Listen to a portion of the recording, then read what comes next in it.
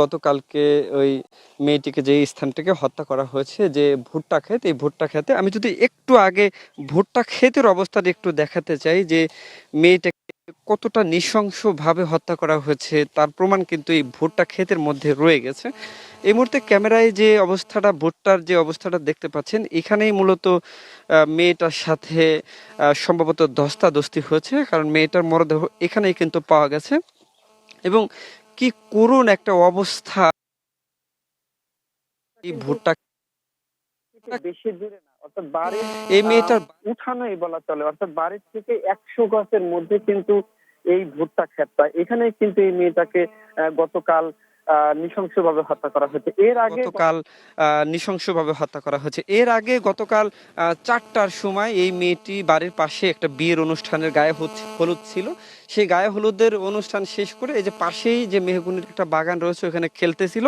ওখান থেকেই নাইম নামে যে ছেলেটি, যার বিরুদ্ধে অভিযোগ যে এই মেয়েটাকে হত্যা করছে, সেই কিন্তু এখানে ডেকে আনে, এবং ডেকে আনার মূল উদ্দেশ্য হচ্ছে এই মেয়েটির গায়ে কানে ডেকে আনে এবং ডেকে আনার পরে নৃশংসভাবে হত্যা করে। এবং এই হত্যার পরে কিন্তু মেয়েটি প্রায় 4টার সময় মেয়েটিকে নিখোঁজ হয়। 4টা থেকে রাত 8টা পর্যন্ত কিন্তু এই এলাকায় মাইকিং চলে, সামাজিক যোগাযোগ মাধ্যমে নিখোঁজ নিখোঁজ সংবাদ পেয়ে বিজ্ঞপ্তি দেওয়া হয়। এবং রাত 8টার দিকে ওই মেয়েটির সাথে, আতিকার সাথে যে তার চাচাতো ভাই ছিল, সে বলে যে তাকে, আতিকাকে নাইম নামে একটা ছেলে ভুট্টা খেতে ডেকে নিয়ে গেছে।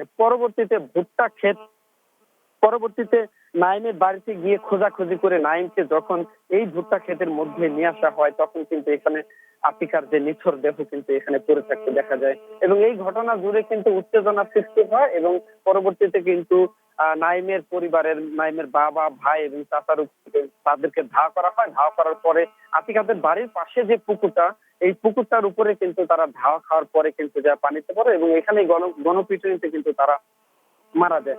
এই ঘটনাকে কেন্দ্র করে সারা এলাকায় কিন্তু একটা শোকের মাতম বইছে, এবং টোটাল এলাকাটা কিন্তু আইন শৃঙ্খলা বাহিনীর যারা সদস্য রয়েছে তারা কিন্তু ঘিরে রেখেছে। এবং এখন পর্যন্ত এই ঘটনায় কোনো মামলা হয়নি, এবং নিহত যে ঘটনা ঘটেছে, নাইমের ভাই ও উনি কিন্তু সদর হাসপাতালে চিকিৎসাধীন অবস্থায় রয়েছেন।